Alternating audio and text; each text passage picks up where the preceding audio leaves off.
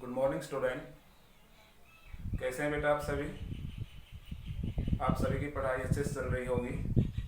आशा करता हूँ आप अपने घर पर अपने परिवार सहित कुशल मंगल से होंगे और अपनी पढ़ाई को प्रॉपर रूप से अपना जो होमवर्क है या अन्य जो कार्य हैं उनको प्रॉपर रूप से समय पर पूरा कर रहे होंगे।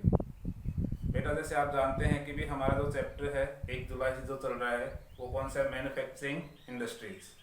और मैन्युफैक्चरिंग इंडस्ट्रीज में हमने जो पहले जो फर्स्ट लेक्चर में हमने पढ़ा था वो क्या था कि व्हाट इज मैन्युफैक्चरिंग, बेटा what is the importance of manufacturing industries. Manufacturing industries की क्या इंपॉर्टेंस है इनके बारे में हमने पढ़ा। व्हाट इज मैन्युफैक्चरिंग, मैन्युफैक्चरिंग किसे कहते हैं इसके बारे में हमने पढ़ा। उसके आगे अगर हम बात करते हैं तो हमने यहाँ पर इंडस्ट्रीज की लोकेशंस को इफेक्ट करने वाले फैक्टर्स के बारे में पढ़ा। जो इंडस्ट्रीज हैं उनको कौन से ऐसे फैक्टर्स हैं जो जिसमें हमने बेटा हम बात करते हैं, हमने 2 टाइप्स के फैक्टर्स के बारे में पढ़ा था, ह्यूमन फैक्टर्स और हम बात करते हैं बेटा नेचुरल फैक्टर। इनमें से उसके बाद हमने यहाँ पर जो इंडस्ट्रीज का डिवाइडेशंस पढ़ा था डिफरेंट बेसिस पर। तो ये चीज़ें हमने पढ़ने के बाद आज हम एग्रो बेस्ड जो इंडस्ट्रीज है उसके कुछ इंडस्ट्रीज के बारे में पढ़ेंगे। एग्रो बेस्ड जैसे हमने उसमें पढ़ा था बेटा मीन्स रॉ मटेरियल्स बेसिस पर हमने इंडस्ट्रीज को 2 पार्ट्स में क्या किया था, डिवाइड किया था। एक तो हमने कहा बेटा एग्रो बेस्ड इंडस्ट्रीज एंड तो सेकंड हमने कहा mineral based industries. Agro based industries means those industries बेटा हम बात करते हैं depend on the raw materials on agriculture sectors. Means जो उद्योग है बेटा जो अपने कच्चे माल के लिए कृषि पर क्या करते हैं, निर्भर करते हैं, उन उद्योगों को हम कृषि आधारित उद्योग कहते हैं। तो आज हम जो कृषि आधारित उद्योग हैं एग्रो बेस्ड इंडस्ट्रीज हैं उनके बारे में पढ़ेंगे। कृषि आधारित उद्योग के आपके पास काफी बहुत से एग्जांपल मिल जाएंगे आपको, लेकिन हम अपने बुक में अगर हम ओपन करते हैं तो हम 3 टाइप्स के इंडस्ट्रीज के बारे में पढ़ेंगे। इसमें सबसे पहले कॉटन या टेक्सटाइल्स इंडस्ट्रीज, सेकंड हम बात करते हैं जूट इंडस्ट्रीज और थर्ड अगर हम बात करते हैं शुगर इंडस्ट्रीज। देखिए बेटा ये तीनों ही इंडस्ट्रीज हैं, इनको रॉ मटेरियल्स या इनको कच्चा माल किस सेक्टर से मिलता है, एग्रीकल्चर सेक्टर से मिलता है, मींस कृषि क्षेत्र से मिलता है। तो इन्हें हम एग्रो बेस्ड इंडस्ट्रीज या कृषि पर आधारित उद्योग कहते हैं। सबसे पहले आज हम ले रहे हैं कॉटन इंडस्ट्रीज। कॉटन इंडस्ट्रीज की बात करते हैं बेटा कपड़ा उद्योग है। तो इसकी बात करें हम टेक्सटाइल्स इंडस्ट्रीज की, तो बेटा इसमें टेक्सटाइल्स इंडस्ट्रीज की हम बात करें इससे पहले हमारे कुछ पहला प्रश्न आता है बेटा कि फर्स्ट जो टेक्सटाइल्स इंडस्ट्रीज है वो भारत में कब और कहाँ लगाया गया।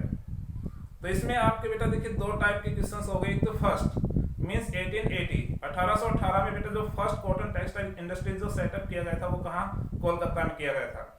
लेकिन सक्सेसफुल जो हम कह सकते हैं जो सफलतापूर्वक जो मिल्स रन कर पाई, वर्क कर पाई, तो वो फर्स्ट इंडस्ट्रीज कहाँ सेटअप हुई बेटा 1854 में मुंबई में।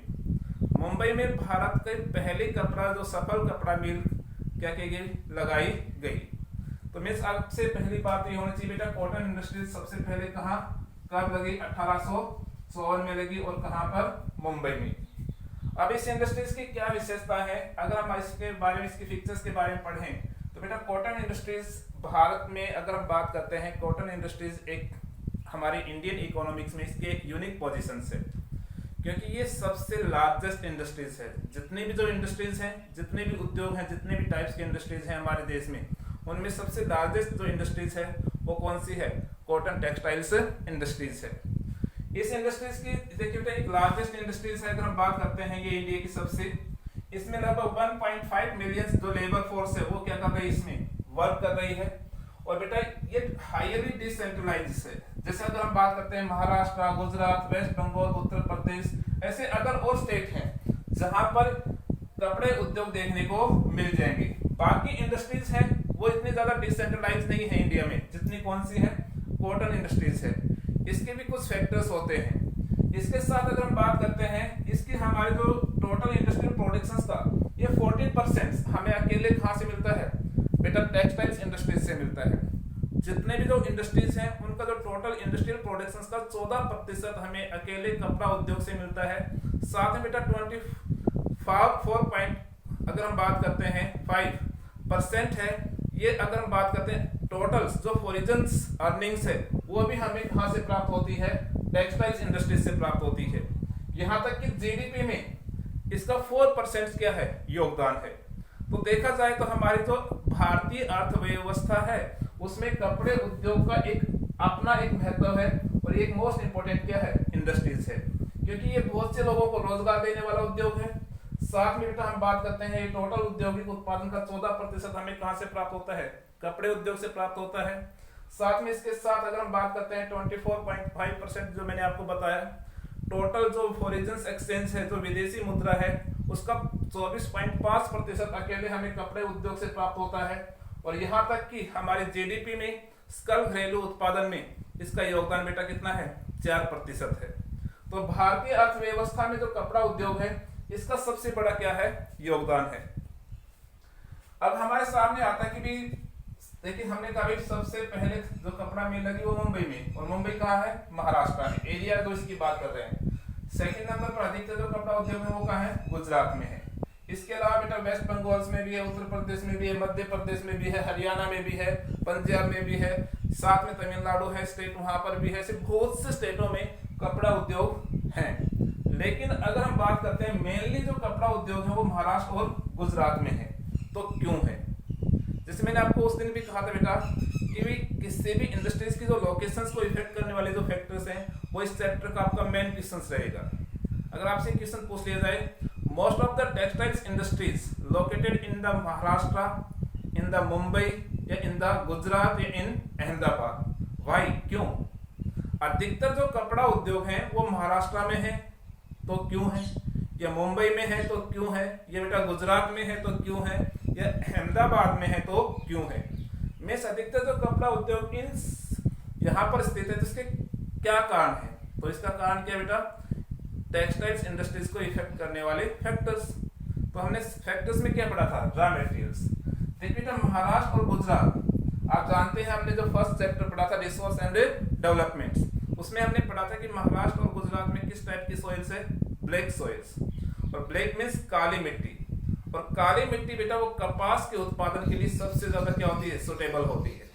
इसे कॉटन सॉइल्स भी कहा जाता है और इसे रेगल सॉइल्स भी कहा जाता है।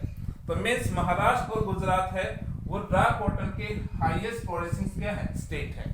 सिंपल सी बात है, यहाँ अधिकतर टेक्सटाइल्स कॉटन टेक्सटाइल्स इंडस्ट्रीज हैं। तो मीन्स ये कॉटन, ड्रा कॉटन जिसे हम कह सकते हैं कच्चा जो कपास है, वो इजीली इस इंडस्ट्रीज को यहाँ क्या हो जाता है, अवेलेबल हो जाता है। नंबर सेकंड फैक्टर्स है, अभी हम बात कर रहे थे कि बेटा फर्स्ट कॉटन मिल्स, जो सक्सेसफुल जो कॉटन मिल्स कहाँ सेटअप हुई, मुंबई में, कब, 1854 में। तो इसका एक हिस्टोरिकल मींस ऐतिहासिक कारण भी है कि भी भारत की जो पहली कपड़ा मिल्स है वो बेटा 1854 में कहाँ लगी थी, मुंबई में। जिस वजह से भी क्या है, अधिकतर जो कॉटन टेक्सटाइल्स इंडस्ट्रीज हैं वो कहाँ है, महाराष्ट्र और गुजरात में है। अगले अगर हम फैक्टर्स की बात करते हैं बेटा, तो इसमें नंबर 3 ये कि महाराष्ट्र मींस मुंबई भारत का सबसे मोस्ट इंपोर्टेंट क्या है, सी पोर्ट्स है। ये सबसे लार्जेस्ट सी पोर्ट्स है। तो मींस जो मुंबई जो सी पोर्ट्स है, मुंबई बंदरगाह है, ये भी बेटा क्या करता है, टेक्सटाइल्स इंडस्ट्रीज को यहाँ सपोर्ट करता है, क्योंकि एक्सपोर्ट्स और इंपोर्ट्स की फैसिलिटीज यहाँ इजीली क्या हो जाती है, अवेलेबल हो जाती है। साथ में बेटा हम बात करते हैं महाराष्ट्र या गुजरात, वो स्टेट है, वो राज्य है हमारे देश के जहां बेटा रेलवे कंस्ट्रक्शन या रेलवे लाइंस कंस्ट्रक्शन का कार्य सबसे पहले क्या हुआ था, स्टार्ट हुआ था। मीन्स यहाँ ट्रांसपोर्ट फैसिलिटीज की अगर हम बात करते हैं, रोडवेज हो, रेलवेज हो, एयरवेज हो या वाटरवेज हो, वो क्या है, मोर डेवलप है। अगला फैक्टर इसमें यह है कि बेटा जो महाराष्ट्र और गुजरात से इस इंडस्ट्रीज में जो चीप लेबर और स्किल लेबर की बात करते हैं, कुशल और सस्ते श्रमिकों की बात करते हैं, वो इन स्टेटों से इजीली क्या हो जाते हैं, अवेलेबल हो जाते हैं। बेटा भारत की जो इकोनॉमिक कैपिटल है वो कौन सी है, मुंबई है। तो मीन्स यहाँ बैंकिंग और इंश्योरेंस जैसी जो मोस्ट इंपोर्टेंट जो फैसिलिटीज हैं वो यहाँ पर क्या है, मोर डेवलप है। तो यहाँ पर जो कैपिटल्स की जो डिमांड्स है वो इजीली क्या हो जाती है, कंप्लीट हो जाती है। तो इस प्रकार से हम देखते हैं ऐसे बहुत से जो फैक्टर्स हैं जो बेटा यहाँ पर महाराष्ट्र और गुजरात में जो इस इंडस्ट्रीज की लोकेशंस को क्या करते हैं, इफेक्ट करते हैं। मींस रॉ कॉटन यहाँ इजीली अवेलेबल हो जाता है, यहाँ बेटा सस्ते और कुशल श्रमिक इजीली अवेलेबल हो जाते हैं। मुंबई एक इकोनॉमिक्स क्या है, कैपिटल सिटी है इंडिया की। साथ में बेटा यहाँ पर ट्रांसपोर्ट फैसिलिटीज क्या है, मोर डेवलप है। यहाँ तक कि मुंबई एक मेजर क्या है, सी पोर्ट्स है, और इसका एक हिस्ट्रिकल रीजंस भी है कि मीन्स फर्स्ट जो सफलतापूर्वक मील जो भारत की लगी थी वो कहाँ लगी थी, मुंबई में लगी थी। तो इस वजह से बहुत से ऐसे कारण हैं जिनकी वजह से हम कह सकते हैं कि भी भारत के अधिकतर जो कपड़ा मिल्स है वो कहाँ है, महाराष्ट्र या गुजरात में। लेकिन एट प्रेजेंट बेटा ये इंडस्ट्री से डिफरेंट टाइप्स की प्रॉब्लम्स को फेस कर रहा है। अगर हम बात करते हैं ऑब्स्टेकल्स, यहाँ पर आप देख पा रहे हैं कि हमारे यहाँ पर जो मशीनरीज हैं बेटा वो ओल्ड हैं। मीन्स आज भी हम कॉटन टेक्सटाइल इंडस्ट्रीज में जिन मशीनों का उपयोग कर रहे हैं वो बेटा ओल्ड मेथड्स की हैं, और इस ओल्ड मेथड्स की मशीनों की वजह से जो प्रोडक्टिव कैपेसिटी क्या होती है, लो होती है। इस वजह से ये प्रॉब्लम ये फेस कर रही है। दूसरी हम बात करते हैं पावर सप्लाई की। बेटा इनरेगुलर पावर सप्लाई, अगर हम बात करते हैं कि इस इंडस्ट्रीज में लगातार ये इस प्रॉब्लम्स को फेस कर रही है कि यहाँ पर जो ऊर्जा के जो साधन है उनकी सप्लाई क्या नहीं है, रेगुलर नहीं है, नियमित नहीं है। साथ में हम बात करते हैं low productive capacity of the labours. हमारे जो भारत के अधिकतर मोस्ट ऑफ द इंडस्ट्रीज हैं वो इन तीनों प्रॉब्लम्स को फेस कर रही हैं। अगर आपसे कभी भी किसी भी इंडस्ट्रीज की प्रॉब्लम्स को फेस किए पूछा जाए भी कौन सी इंडस्ट्रीज है वो क्या प्रॉब्लम फेस कर रही है, तो आप लगभग ये तीन प्रॉब्लम्स तो हर एक इंडस्ट्रीज की बता सकते हैं। एक तो बेटा हम बात करते हैं old production methods, irregulars, power supply, और बेटा low productive capacity of the labours. हमारे भारतीय मजदूरों की जो उत्पादन क्षमता है वो क्या है, कम है। ये भी इससे क्या होता है, इसकी कॉस्ट जो हम बात करते हैं प्रोडक्शन की जो कॉस्ट है, उत्पादन की जो कीमत है वो क्या हो जाती है, बढ़ जाती है। यहाँ तक कि बेटा जो कपड़ा उद्योग है वो at present stiff competition from the synthetics fibres, जो कृत्रिम रेशे से बने जो कपड़े होते हैं उनसे कपड़े उद्योग को बेटा अगर हम बात करते हैं वो बड़े पैमाने पर इससे भी क्या करना पड़ रहा है, फेस करना पड़ रहा है कंपटीशन किसको, कॉटन इंडस्ट्रीज को, क्योंकि वो प्राइस में क्या होते हैं, मार्केट में चीप होते हैं, जबकि कॉटन जो टेक्सटाइल्स होते हैं ये उनके कंपेयर में क्या होते हैं, हाई प्राइस वाले होते हैं, उच्च कीमत वाले होते हैं। इसके अलावा एक प्रॉब्लम्स और है बेटा, जो इंडिया है वो पूरे वर्ल्ड का सबसे अगर हम बात करते हैं हाई क्वालिटी के यार्न का प्रोड्यूसिंग कंट्री है। मींस उच्च गुणवत्ता वाले जो धागे का उत्पादक देश है वो कौन सा है, भारत है। लेकिन हमारे यहाँ की जो कॉटन इंडस्ट्रीज है ना बेटा वो इन हाई क्वालिटी के यार्न्स का क्या नहीं करती है, टेक्सटाइल्स प्रोडक्शंस में यूज नहीं करती हैं, और हम क्या करते हैं उस हाई क्वालिटी के यार्न्स को इंपोर्ट कर देते हैं, सॉरी एक्सपोर्ट कर देते हैं अदर कंट्री में। हम इनको एक्सपोर्ट कर रहे हैं तो इससे क्या हो रहा है, देखो जो यार्न से उसकी कीमत इंटरनेशनल मार्केट में कीमत क्या होती है, जो धागे होते हैं उनकी कीमत क्या होगी, कम। अगर हम धागे से कपड़े बना करके और उसको मार्केट में क्या करें, सेल करें, बेचें, तो उसकी कीमत क्या होगी, अधिक होगी।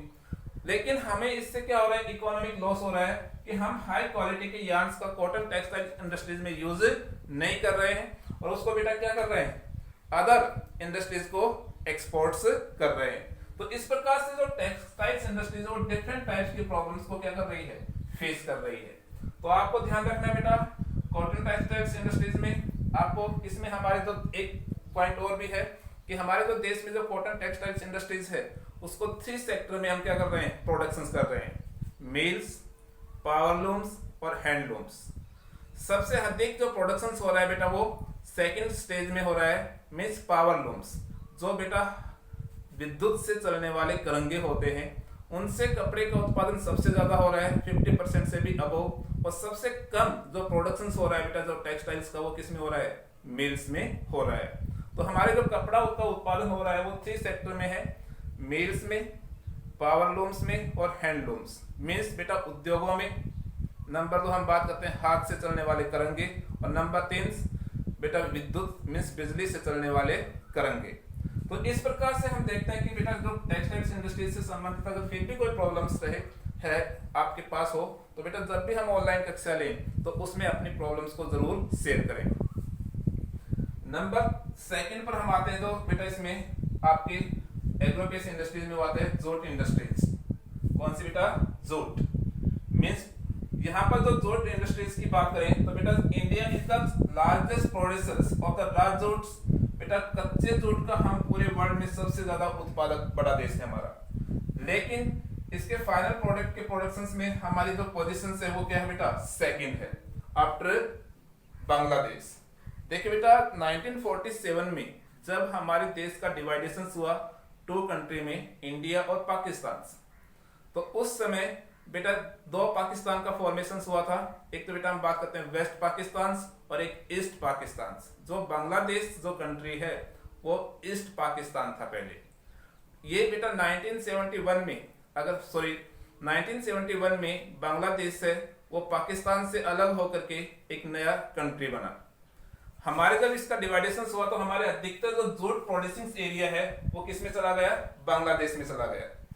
इस वजह से हमारे पास अब भी जो इसका जो प्रोड्यूसिंग एरिया है वो काफी है। और वो कहां से बेटा? सिर्फ ओनली अगर हम कहें तो मोस्ट, अगर हम बात करते हैं मेनली जो जूट प्रोड्यूसिंग जो एरिया है वो सिर्फ ओनली अगर हम बात करते हैं वेस्ट बंगाल में है, वो भी हुगली रिवर्स के बेटा के कोस्ट के किनारे के आसपास ही का एरिया। तो बेटा जूट की हम बात करते हैं तो जूट जो इंडस्ट्रीज है ये बेटा सबसे पहले जूट इंडस्ट्रीज का वो कहाँ लगी? तो इसको अगर हम बात करते हैं 1859 में फर्स्ट जो जूट मिल्स है वो इंडिया की कोलकाता के निकट रिसरा में लगाई गई थी। बेटा जो पहले कपड़ा मिल जूट इंडस्ट्रीज है भारत की वो 1859 में कोलकाता के नजदीक रिसरा एक प्लेस है वहां पर लगाई गई थी। आज जो जूट इंडस्ट्रीज है वो डिफरेंट टाइप्स की हम बात करते हैं चैलेंज को क्या कर रहा है? फेस कर रहा है। जब भी मैंने आपको क्या कहा था कि भी किसी भी इंडस्ट्रीज की जो चैलेंज अगर आपसे पूछी जाए चुनौती या प्रॉब्लम्स, तो ये 3 तो आप सभी में लिख सकते हैं कॉमन। यस, इसके अलावा अगर हम बात करते हैं लेस इन डिमांड्स। बेटा अगर हम बात करते हैं जो जूट जो प्रोडक्ट हैं, जूट से जो बनी हुई वस्तुएं हैं, उनकी डिमांड्स मार्केट में सबसे कम है। ये एक प्रॉब्लम फेस कर रहा है जूट इंडस्ट्रीज।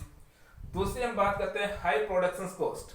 जूट से बने जो प्रोडक्ट हैं उनकी कीमत क्या होती है? उच्च होती है, जबकि अदर जो पैकिंग सामान होते हैं उनकी कीमतें क्या होती है? जूट से कंपेयर में क्या होती है? कम होती है। साथ में जो जूट इंडस्ट्रीज है वो बेटा प्लास्टिक या सिंथेटिक जो फाइबर से बने पैकिंग सामान होते हैं वो उनसे काफी टफ कंपटीशन करना पड़ रहा है भारत के जूट इंडस्ट्रीज को। अब हमारे सामने बात एक प्रश्न आती थी कि भी हमने कहा कि अधिकतर जो जूट इंडस्ट्रीज हैं वो कहाँ है? वेस्ट बंगाल में है। कहाँ बेटा? वेस्ट बंगाल में है। तो क्यों? इसके कौन से ऐसे फैक्टर्स हैं जो अधिकतर जूट इंडस्ट्रीज वेस्ट बंगाल में ही हैं या हुगली नदी के किनारे पर हैं? तो बेटा अगर हम बात करते हैं तो इजीली अगर हम बात करें तो इसमें जो जूट इंडस्ट्रीज है उसको हाई अमाउंट में फ्रेश वाटर्स की क्या होती है? डिमांड्स होती है, जो हुगली रिवर से इजीली क्या हो जाती है? कंप्लीट हो जाती है। इसमें हाई अमाउंट में बेटा अगर हम बात करते हैं बहुत ज्यादा संख्या में इसमें लेबर की क्या होती है? रिक्वायरमेंट्स होती है। और आप जानते हैं कि वेस्ट बंगाल, बिहार, उत्तर प्रदेश हमारे यहाँ population density high population density वाले क्या है? स्टेट हैं। तो यहाँ से इसको इजीली चीप लेबर्स क्या हो जाती है? अवेलेबल हो जाती है। साथ में बेटा हम बात करते हैं हुगली रिवर से, वो हमारे इंडिया का फर्स्ट नेशनल वाटर हाईवे में इंक्लूड्स है। तो मीन्स यहाँ वाटरवेज, एयरवेज, रोडवेज जैसे जो ट्रांसपोर्ट फैसिलिटीज हैं वो क्या है? मोर डेवलप हैं, जो इस इंडस्ट्रीज को ग्रोथ करने में हेल्प करती हैं। कोलकाता इसके नियर ही एक बेटा मेगा सिटी है जो बेटा एक सी पोर्ट्स और हम बात करते हैं बैंकिंग और इंश्योरेंस जैसी फैसिलिटीज क्या करता है? प्रोवाइड्स करता है। तो हम कह सकते हैं कि अधिकतर जो जूट इंडस्ट्रीज हैं वो वेस्ट बंगाल में हुगली नदी के किनारे स्थित हैं। तो उसके पीछे कौन से फैक्टर रिस्पॉन्सिबल हैं? तो वो फैक्टर्स बेटा ये हैं। ठीक है, यस। अब हमारा जो थर्ड इंडस्ट्रीज आता है बेटा वो आता है शुगर इंडस्ट्रीज, मींस चीनी उद्योग। चीनी उद्योग में अगर हम बात करते हैं सबसे पहले इसकी फीचर्स, इसकी विशेषताओं में हम आते हैं तो बेटा चीनी उद्योग को हैवी इंडस्ट्रीज कहते हैं। हैवी, हमने कहा था कि रॉ मटेरियल्स के वेट बेसिस पर कच्चे माल के भार और परिणाम के आधार पर हमने इंडस्ट्रीज को 2 पार्ट्स में डिवाइड किया था, heavy industries and light industries. Means जिन इंडस्ट्रीज का रॉ मटेरियल्स वेट में क्या हो? हैवी हो, कच्चा माल जिनका बेटा वजन में क्या हो? भारी हो, उन्हें हम क्या कहते हैं? भारी उद्योग कहते हैं। और जिन उद्योगों का कच्चा माल बेटा वजन में क्या हो? हल्का हो, उसे हम कहते हैं लाइट इंडस्ट्रीज कहते हैं। अब शुगर इंडस्ट्रीज को हैवी इंडस्ट्रीज कहा जा रहा है, तो क्यों? इसका क्या कारण है कि शुगर इंडस्ट्रीज क्या है? एक हैवी इंडस्ट्रीज है। तो इसका सिंपल सी बात है, जो शुगर केन होता है वो वेट में क्या होता है? काफी हैवी होता है। जो शुगर केन मींस जो गन्ना होता है वो वेट में क्या होता है? काफी हैवी होता है। और इस वजह से इसे क्या कहा जाता है? हैवी इंडस्ट्रीज कहा जाता है। अब इसके बाद आता है इसमें दूसरी विशेषता बेटा, इसमें वेट लॉसिंग। बेटा देखिए इस इंडस्ट्रीज की एक विशेषता ये भी है कि अगर शुगर केन की जो अगर हम बात करते हैं हार्वेस्टिंग के बाद उसे जल्द से जल्द इंडस्ट्रीज तक नहीं पहुंचाया गया, ट्रांसपोर्ट नहीं किया गया, तो उसमें लगातार सुक्रोज मींस जो रस की मात्रा है वो क्या होती चली जाती है, कम होती चली जाती है। जितनी भी हम डिले करेंगे उसमें सुक्रोज की मात्रा कम होती चली जाएगी और इससे शुगर इंडस्ट्रीज को इससे क्या होता है, लॉस होता है और बेटा जो प्रोडक्शन कॉस्ट है वो क्या हो जाती है, इंक्रीज हो जाती है। मींस जो उत्पादन की जो कीमत है वो क्या हो जाएगी, बढ़ जाएगी। तो ये इसकी अगली विशेषता है। साथ में अगर हम बात करते हैं located in the sugar cane producing area, अधिकतर जो शुगर इंडस्ट्रीज है वो शुगर केन प्रोड्यूसिंग एरिया के निकट ही होती हैं। इसका एक ही क्वेश्चन भी बन जाता है कि भी अधिकतर जो शुगर इंडस्ट्रीज हैं वो शुगर केन प्रोड्यूसिंग एरिया के नजदीक क्यों होती हैं। ये इसका कारण क्या है बेटा, देखिए अभी हम बात कर रहे थे कि बेटा शुगर केन प्रोड्यूसिंग एरिया के नजदीक होती है, इसके पीछे क्या कारण है। तो इसका पहला कारण तो ये है कि बेटा शुगर केन एक हैवी रॉ मटेरियल्स है और इसके ट्रांसपोर्टेशन में क्या होती है वे को कम करने के पर्पज से अधिकतर जो शुगर इंडस्ट्रीज होती हैं वो शुगर केन प्रोड्यूसिंग एरिया के नियर्स होती हैं। नंबर 2, इसका कारण ये होता है बेटा शुगर केन की हार्वेस्टिंग के बाद इसे जल्द से जल्द इसको बेटा क्या किया जाता है, क्रेशिंग प्रोसेस में इंक्लूड किया जाता है, जिससे गन्ने से रस निकाला जा सके, ताकि इसमें जो सुक्रोज की मात्रा है वो कम न हो। इस वजह से भी अधिकतर जो शुगर केन इंडस्ट्रीज है वो कहाँ होती हैं बेटा, शुगर केन प्रोड्यूसिंग एरिया के नजदीक होती है। और नंबर 3 जो फैक्टर्स है वो इसका है सीजनल नेचर, क्योंकि ये एक सीजनल इंडस्ट्रीज है, क्योंकि शुगर केन की जो हार्वेस्टिंग है वो ईयर्स में 1 टाइम्स होती है और उसी समय इंडस्ट्रीज को क्या मिलता है बेटा, रॉ मटेरियल्स मिलता है। इस वजह से ये इंडस्ट्रीज होती हैं वो शुगर केन प्रोड्यूसिंग एरिया के नजदीक होती हैं। यस, आगे अगर हम बात करते हैं कि बेटा हमारे जो देश के अधिकतर जो शुगर इंडस्ट्रीज हैं वो उत्तर प्रदेश और बिहार में है। लगभग 60% जो शुगर केन इंडस्ट्रीज हैं शुगर इंडस्ट्रीज हैं वो बेटा या तो उत्तर प्रदेश और बिहार इन 2 स्टेटों में है। तो इसका कारण क्या है, इसके कौन से ऐसे फैक्टर्स हैं जो बेटा अधिकतर जो sugar cane industries Uttar Pradesh और बिहार में है। इसका बेटा पहला कारण तो उत्तर प्रदेश और बिहार शुगर केन के हाईएस्ट प्रोड्यूसिंग स्टेट है, जिससे रॉ जो हम बात करते हैं मटेरियल्स इजीली इस इंडस्ट्रीज को यहाँ क्या हो जाता है, अवेलेबल हो जाता है। नंबर 3 बेटा यहाँ उत्तर प्रदेश और बिहार मोर पॉपुलेटेड क्या है, स्टेट है, जिससे बेटा चीप और स्किल लेबर इजीली यहाँ क्या हो जाते हैं, अवेलेबल हो जाते हैं। साथ में बेटा ये प्लेन्स एरिया है और यहाँ से ट्रांसपोर्ट फैसिलिटीज रोडवेज और रेलवेज से क्या है, वेल डेवलप एरिया है, जिससे ट्रांसपोर्ट फैसिलिटीज यहाँ इजीली क्या है, अवेलेबल है। साथ में मार्केट्स बेटा यहाँ हैवी पॉपुलेशन होने की वजह से यहाँ पर जो मार्केट्स क्या है, नियरेस्ट क्या है, अवेलेबल है, जिससे जो फाइनल प्रोडक्ट है उसकी खपत आसपास के एरिया में ही क्या हो जाती है, अधिकतर हो जाती है। इस वजह से अधिकतर जो शुगर इंडस्ट्रीज है वो कहाँ है बेटा, उत्तर प्रदेश और बिहार में है। लेकिन आजकल क्या हो रहा है बेटा, हमारे जो देश में जो शुगर इंडस्ट्रीज है वो बेटा क्या हो रहा है, नॉर्थ से और साउथ की तरफ क्या हो रही है, शिफ्ट हो रही है। मीन्स जो शुगर इंडस्ट्रीज है वो नॉर्थ मीन्स उत्तरी भारत से दक्षिण भारत की तरफ क्या हो रही है, स्थानांतरित हो रही है। उसके पीछे क्या फैक्टर्स है, मीन्स महाराष्ट्र है, ये हम बात करते हैं कर्नाटका है, इन स्टेटों में शुगर इंडस्ट्रीज क्या हो रही है, शिफ्ट हो रही है। तो इसके पीछे एक कारण है बेटा। पहला देखिए इसमें अगर हम बात करते हैं महाराष्ट्र और जो कर्नाटका या साउथ इंडिया में जो शुगर केन जो प्रोड्यूस किया जाता है उसमें सुक्रोज क्या होता है, हाई क्वांटिटी में होता है। किसके कंपेयर में, उत्तर प्रदेश के शुगर केन के कंपेयर में।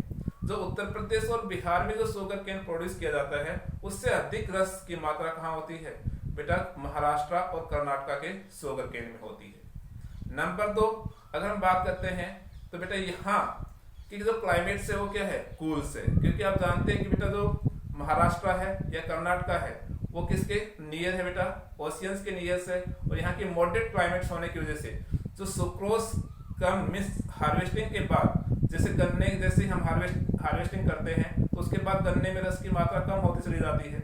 लेकिन अगर क्लाइमेट्स कैसी होगी, कूल्स, तो उसमें गन्ने के रस की मात्रा जल्दी से सूखेगी नहीं। दूसरा कारण ये है। और नंबर 3 जो कारण इसका बेटा मेन है कि यहाँ पर अधिकतर जो शुगर इंडस्ट्रीज हैं वो कोऑपरेटिव सेक्टर में क्या की गई हैं, बेटा लगाई गई हैं। जैसे हमने पढ़ा था कि ओनरशिप बेस पर इंडस्ट्रीज को 4 पार्ट्स में डिवाइड किया गया है। बेटा हमने कहा था प्राइवेट, पब्लिक, ज्वाइंट और कोऑपरेटिव। तो मीन्स यहाँ पर जो महाराष्ट्र साउथ इंडिया में जो अधिकतर जो शुगर इंडस्ट्रीज हैं वो लगाई गई हैं, वो कोऑपरेटिव सेक्टर में लगाई गई हैं। ये 3 ऐसे फैक्टर्स हैं जिसकी वजह से हम कह सकते हैं कि अधिकतर जो शुगर इंडस्ट्रीज हैं वो साउथ इंडिया में क्या की गई हैं, शिफ्ट की गई हैं। आज शुगर इंडस्ट्रीज जब डिफरेंट टाइप्स की प्रॉब्लम्स को क्या कर रहा है बेटा, फेस भी कर रहा है। डिले इन ट्रांसपोर्टेशन, शुगर जो इंडस्ट्रीज है अगर इसमें शुगर केन्स कि जो ट्रांसपोर्टेशन में डिले होता है उतना ही शुगर इंडस्ट्रीज को क्या होता है बेटा, लॉस होता है। सीजनल नेचर्स, जो इसकी क्या है प्रॉब्लम्स भी है और इसकी विशेषता भी है, क्योंकि जो शुगर इंडस्ट्रीज है इसमें बेटा जो सीजन्स के अकॉर्डिंग ही रॉ मटेरियल्स क्या हो पाता है, अवेलेबल हो पाता है। रेगुलर यहाँ रॉ मटेरियल्स की सप्लाई पॉसिबल्स नहीं है। नंबर 3, लो सुक्रोज कंटेंट्स, जो हमारे यहाँ पर जो शुगर केन प्रोड्यूस किया जाता है उसमें ग्रस की मात्रा क्या होती है, कम होती है। ओल्ड मेथड्स, जो मैंने आपको कहा था पहले भी कि हमारे यहाँ देश में जो बेटा शुगर केन से शुगर प्रोड्यूसिंग जो मेथड्स है वो क्या है, ओल्ड मेथड्स आज भी क्या किए जा रहे हैं, यूज किए जा रहे हैं। और इससे जो मिनिमम यूज ऑफ द, अगर हम बात करते हैं बैगेज, जो शुगर केन से अगर हम बात करते हैं जब रस निकालते हैं उससे बड़े मात्रा में वेगेज उत्पन्न होते हैं और उन वेगेज का डिफरेंट इंडस्ट्रीज में एज ए रॉ मटेरियल्स के रूप में क्या होता है, यूज होता है। लेकिन हमारे देश में अब भी बड़े पैमाने पर इस तरह के जो मटेरियल्स का अदर इंडस्ट्रीज में यूज नहीं हो रहा है, जिससे शुगर केन की जो प्राइस या कॉस्ट क्या हो जाती है, इंक्रीज हो जाती है। तो बेटा आज इतना ही। फिर भी अगर कोई प्रॉब्लम रही हो, समस्या रही हो, तो ऑनलाइन कक्षा जब भी ले हम तो आप बता सकते हैं, उसमें अपने प्रॉब्लम्स शेयर कर सकते हैं। धन्यवाद।